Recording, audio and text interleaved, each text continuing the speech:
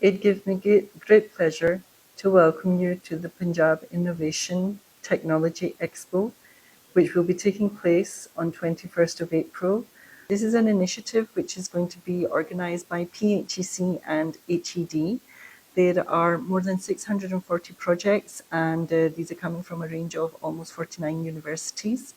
The University of Home Economics is a partner university in this particular project. We're very happy to be taken on board to help assist in this and organise this event. And we're hoping that this will be a very successful event in terms of bringing different disciplines together, which includes arts and design, IT, engineering, science.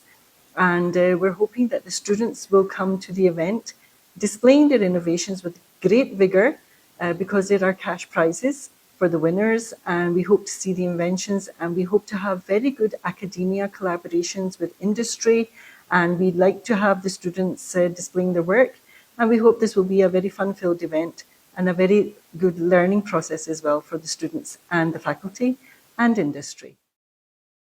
Stay tuned to education updates for all educational content. Join our YouTube and WhatsApp channel for more updates. Thank you.